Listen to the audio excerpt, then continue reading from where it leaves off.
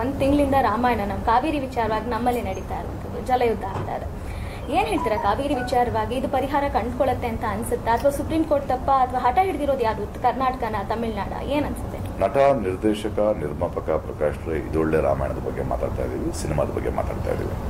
ರಾಜಕೀಯ ಅದು ದೊಡ್ಡ ವಿಷಯ, ಅದು ಬೇರೆ ವಿಷಯ. ನೀವು ಅನ್ಕೊಂಡಷ್ಟು ಚಿಕ್ಕ ವಿಷಯ ಅಲ್ಲ, ಅದು ತುಂಬಾ ಆಳವಾದ ವಿಷಯ. ರೈತನ ಸಮಸ್ಯೆ ಬರೀ ನೀರು ಮಾತ್ರ ಅಲ್ಲ, ಬಹಳಷ್ಟು ಸಮಸ್ಯೆಗಳಿದೆ.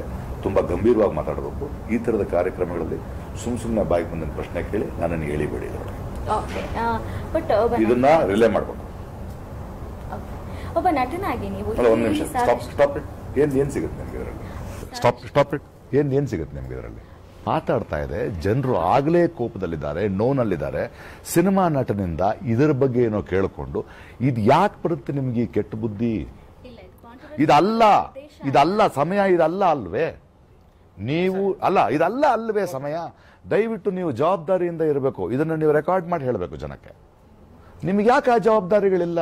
ಬಾಯಿಗೆ ಬಂದಂಗೆ ಯಾಕೆ ಕೇಳ್ತೀರಿ? ಯಾವ ಸಂದರ್ಭದಲ್ಲಿ ಯಾವ ಪ್ರಶ್ನೆ ಕೇಳಬೇಕು ಅನ್ನೋ ಒಂದು ಬೇಸಿಕ್ ತಾಳ್ಮೆ ಇಲ್ದಿದ್ರೆ ತಪ್ಪಲ್ವಾ ಮೇಡಮ್?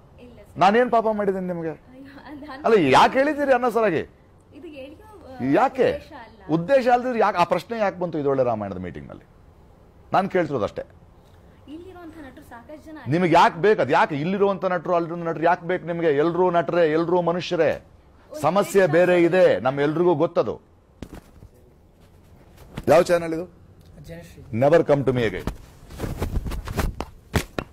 ಕಾಂಟ್ರವರ್ಸಿ ಬೇಕಾ ನಿಮಗೆ? ಮಾಡ್ತೀನಿ ಕಾಂಟ್ರವರ್ಸಿ. ಆಗ್ತೀರಾ ಸೆನ್ಸಿಟಿವ್?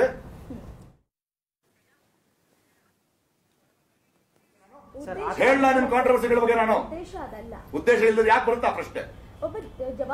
ಜವಾಬ್ದಾರಿ, ನಮ್ ಜವಾಬ್ದಾರಿ ಬಗ್ಗೆ ನೀವು ಮಾತಾಡಿ. ನಿಮ್ ಜವಾಬ್ದಾರಿ ಬಗ್ಗೆ ನಾನು ಪ್ರಶ್ನೆ ಕೇಳ್ತಾ ಇದ್ದೀನಿ. ಯಾವಾಗ ಕೇಳ್ಬೇಕು ಅವಾಗ ಕೇಳ್ಬೇಕು ಪ್ರಶ್ನೆ. ಯಾವಾಗ ಕೇಳ್ಬೇಕು ಅವಾಗ ಕೇಳು. ಅದೇ ಉತ್ತರ ಕೊಟ್ಟಿದ್ದು ನಾನು ನಿಮಗೆ. I am not interested. Okay sir, no problem. Thank you.